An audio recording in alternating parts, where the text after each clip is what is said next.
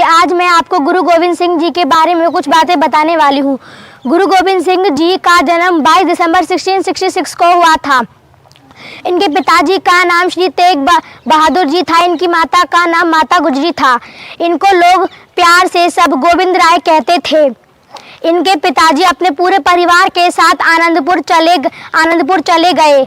वहां जाकर गोविंद राय ने अनेक भाषाओं का ज्ञान पाया और घुड़सवारी भी सीखी।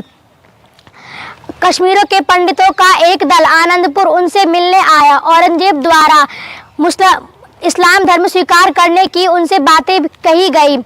औरंगजेब ने बहादुर जी को दिल्ली बुलाया और उनसे कहा कि इस्लाम धर्म को स्वीकार कर लो।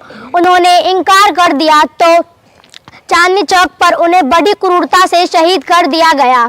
जब गोविंद राय को पता लगा कि उनके पिताजी शहीद हो गए हैं तो उन्हें बहुत ही दुख हुआ, परंतु उन्होंने हार नहीं मानी। इतिहास में लिखा है कि गोविंद राय के 3 विवाह हुए हैं, लेकिन नहीं, उनका विवाह सिर्फ एक ही हुआ है, माता जीतो जी के साथ। माता जीतो जी इतनी सुंदर थी कि उनका नाम माता सुंदरी जी भी रख दिया था। उनके 2 नाम होने के कारण लोग सोचते थे कि उनकी 2 पत्नियां हैं। गुरु गोविंद सिंह की लोकप्रियता बढ़ते देख लोग उनसे ईर्ष्या करने लगे और उनके खिलाफ साजिश रचने लगे।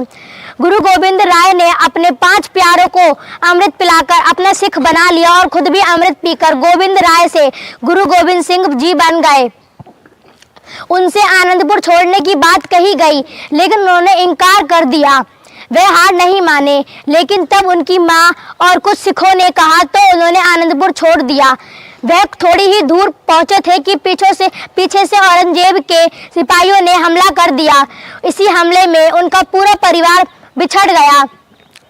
गुरु गोविंद सिंह जी और 2 बड़े साहिबजादे एक तरफ, उनकी माता और 2 छोटे साहिबजादे एक तरफ। जब युद्ध हुआ तो गुरु गोविंद सिंह जी के 2 बड़े साहिबजादे शहीद हो गए, लेकिन उनकी आंख में एक भी आंसू नहीं आया। जो बोले सोनिहार सत श्री अकाल का उन्होंने नारा लगाया और जिसके घर उनकी मां और 2 छोटे साहिबजादे ठहरे थे, उसी ने रात को उनकी पैसे और गहनों की पोटली चोरी कर ली।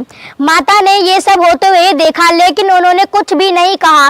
सुबह उठने के बाद उन्होंने उनसे कहा कि तुमने चोरी क्यों की? अगर तुम्हें चाहिए थे तो तुम मुझसे ही मांग लेते। इस बात को सुनने के बाद उसने औरंगजेब के कुछ साथियों को बता दिया कि माता और उनके 2 साहिबजादे हमारे घर पर ठहरे हैं। तो वहां से उन्हें ले जाया गया और ठंडे बुर्ज में कैद कर दिया।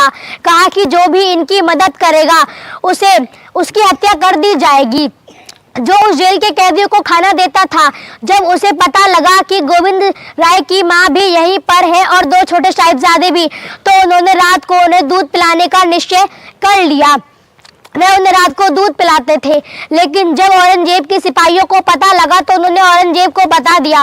औरंगजेब ने परिवार सहित उसकी हत्या करवा दी।